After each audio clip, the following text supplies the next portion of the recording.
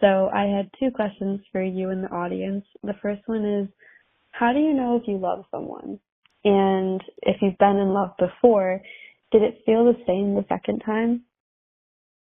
Hello and welcome back. I'm Emily and this is Leave a Message, the series where you call me, leave me a message, and then we listen to it together. This is episode 6 and this is the last episode we're going to film in this kitchen. You guys recognize this kitchen. I'll be heading out of Hollywood, California, off to Arizona for a little bit. We'll see what that filming setup holds for us. 2 really quick housekeeping things. First, if you are in Arizona and you want to hang out with me and meet some new friends and also get a coffee, I'm trying to host a meetup at these 2 places on these 2 dates. Take a look, okay? Hopefully you're free and you want to come and hang out. And number 2, I have launched Leave a Message, the Google form. That is just a place where you can type me a message or submit some photos, whatever it is. And you can find that on my link tree in the description. We will see what gets submitted and the video will make itself. So that's it. Let's get into episode 6. Hey, Bessie. I don't know why I'm so nervous to send this to you. First of all, so happy and so proud to be finally calling in, and to be part of this silly little thing we call a YouTube channel. Anyway, I want to share a section of a book that I've been reading called Permission to Speak by Samara Bay that I found to be super relevant in my life, and just something worth sharing to me. Often when an actor would be performing in front of her class, they'd reach the part in the script where they would be gearing up to ask a big question or deliver big news. Jen, parentheses, not important to this section, would gently whisper from the sidelines, "Get in trouble." And inevitably, the actor would transform in front of our eyes. The moment would crackle. Get in trouble is the nudge to be just a bit more daring, to take the gamble, to reveal your heart. I offer this to you. When you feel a scary moment coming up, the big ask, the big call to action, the chance to shrink or expand to match the moment, gently whisper to yourself, "Get in trouble." If you fear yourself failing, get in trouble. If you're wasting precious energy worrying that you'll get in trouble, get in trouble. Just a little. Maybe this private exchange with yourself results in a twinkle in your eye you didn't have a moment ago. Maybe it means you surprise yourself, and speak with more vulnerability, more joy. Trust that gamble will pay off. Then trust it some more. By the way, I think this is probably the original intention of that old cliche about picturing the audience naked. When you've got a little mischievous secret, it can distract your brain into accidentally having fun. Love you so much. Have fun, everyone. Hi bestie, this is my Sophia. This is my Sophia that I talk about all the time. Imagine your life if you allowed yourself to not be perfect all the time. None of us are perfect, but I know that I catch myself like holding myself back because what if I do something stupid? What if I do something wrong? What if I do something that is not the thing that I'm supposed to do in public? The world will literally end, right? If that was true, the world would have ended by now. What do you think would happen if having fun was your priority? What do you think would happen if having fun was more important than looking cool or saying the right thing? I imagine you yourself as a person and also your life and your relationships probably also would transform if you said, I'm going to have fun and that is the goal, and anything that happens outside of that is just a bonus. What if you got bigger in front of fear instead of smaller? See, these are the questions. These are the questions that we need to ask. Thanks for calling, Sophia. I'll see you later. Hey Emily, I just wanted to call in because I saw your video just scrolling through YouTube. You know how it is. I wanted to first tell you because I saw someone else's voicemail saying you didn't look like an Emily. I personally think you look like a sage. I don't know. It's just a vibe. You seem like a really, really cool person.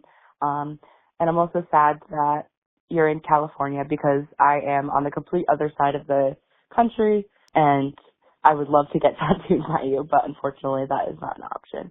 I wanted to share in this voicemail something that I'm kind of excited about, and that is that I just got my teaching certification after a really long process, annoying process. Basically, I graduated from my college in 2023, but they told me I didn't graduate because I had credits missing from the school that I had transferred to. which no one told me about before the fact, but that's fine. So I ended up having to retake some classes, and then I finally graduated this past May, and now finally I have my certification to teach. So I'm really excited to be able to get out there and have a classroom of my own, and to be able to do what I love. So yeah, that's me. I hope you have a great day. Do something that makes you happy today. All right, bye. Hello. I love this idea of Sage. Who is she? I like that it serves as like a name, of course, but then it also has a meaning of like a color, but also Sage is like someone who is wise. I like where your head's at with this one. Unfortunately, I know someone named Sage, so I just feel like I can't use it, which is so silly and dumb, but like something about that, I'm like, oh no, that belongs to someone else. So keep them coming. Keep them coming. What's my new name? Also, congrats on the teaching certification. It totally sucks that you were like at the finish line and they were like, actually, no, you're not. Really glad that you kept going and didn't let that like stop you from finishing. And this is one of those things that's like, you are going to get there when you're supposed to get there and not a second before or after. My question for you is, what grade do you teach? Or if you teach like a subject, I guess. I feel like every teacher has that age range that they prefer. I've never been a classroom teacher, but I have done my fair share of teaching, I'll tell you that. I think if I had to pick right now, I would say that K through 5 would be my age group that I would prefer. Middle schoolers truly scare me. They're absolutely not. And it's been a really long time since I've taught a high schooler. I don't know if I could keep up with them either. So I'm gonna say K through 5, final answer for me. Hi, sorry, bear with me for a second. It's 12:30 when I'm a.m. when I'm recording this, but I just found a YouTube video, and there's a number I could call, and I watched it a bit, and I thought it was a really cool idea.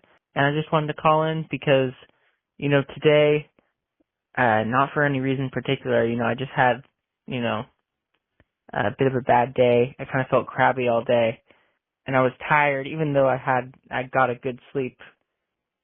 But I just want to kind of put it out into the world, into the abyss of your voicemail, I guess, that tomorrow's going to be a better day, and today was just a fluke, and that tomorrow's going to be better, just for myself. And I also just want to let anyone know who may be listening that you're not alone. If you're going through something, you're not alone, and it will get better. Even if you feel like you're in like the worst part of your life, I guess. If you feel like you're absolute low, that just take it a day at a time. I'm not saying it's gonna be easy. I'm not saying it's gonna just like one day you're gonna wake up and you're gonna feel better, but it will get better, and you're not alone. And I just wanted to put that out there. Bye-bye. Hello, thank you so much for calling in. I had an absolutely horrendous day the other day, and I was thinking about this voicemail, and I was like, so true. It's gonna be over one day.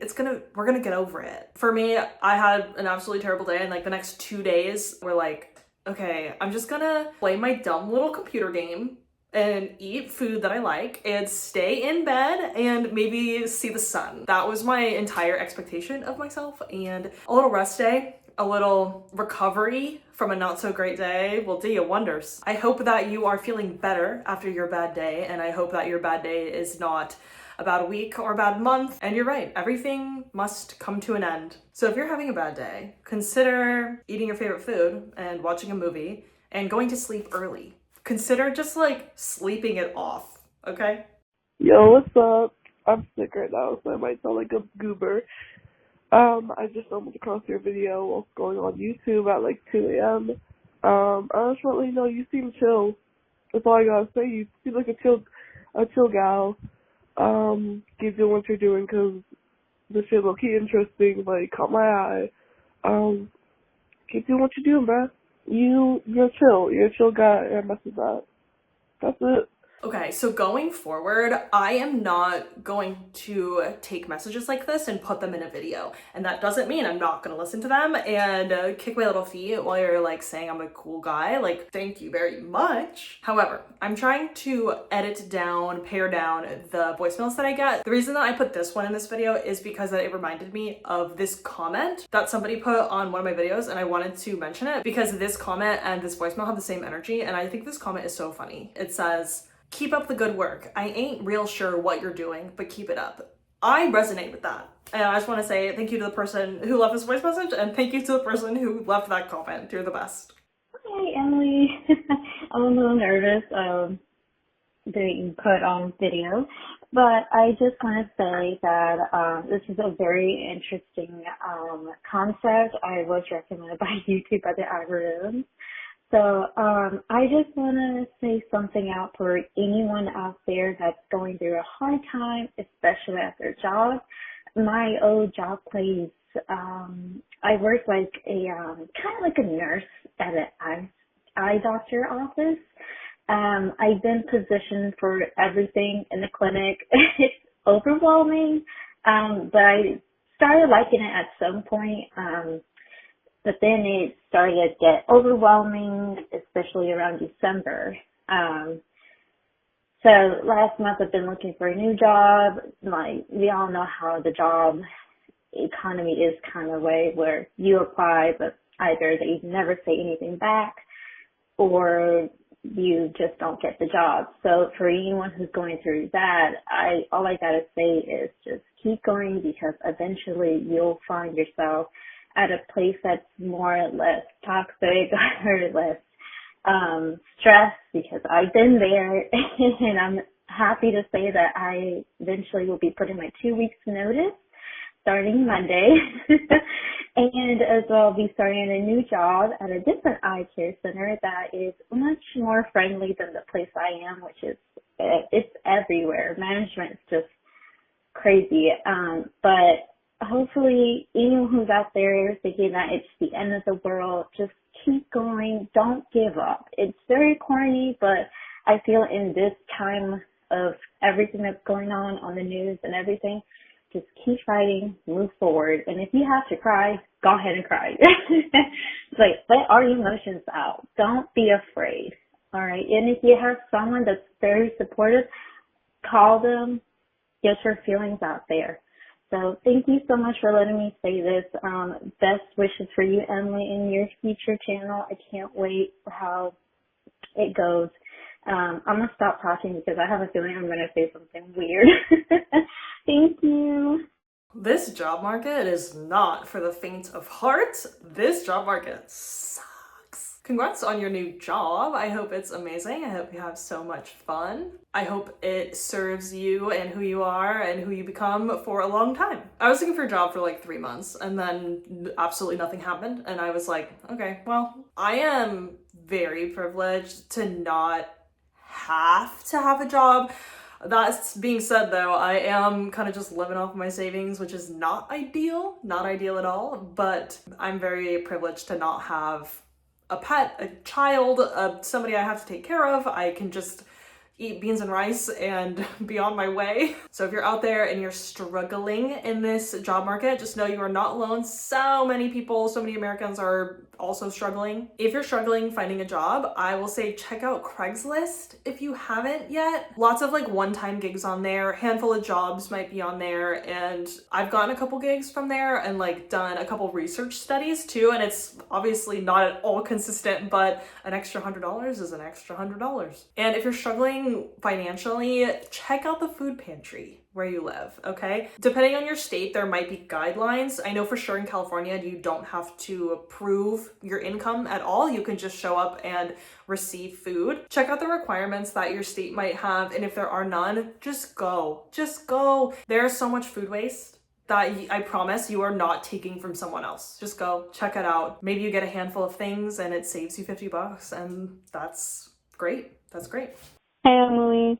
It's the girl with Will again. I appreciate you responding and I appreciate your wittiness. So here's the deal. We've been dating for 3 weeks now, and overall it's been going really well. The biggest thing that I'm noticing though is that I feel like I'm a lot more into him than he is into me. Like, he doesn't really text me first. I'll know that he's woken up in the morning before me, and he like won't text me, and it'll be like a couple hours later before I get up.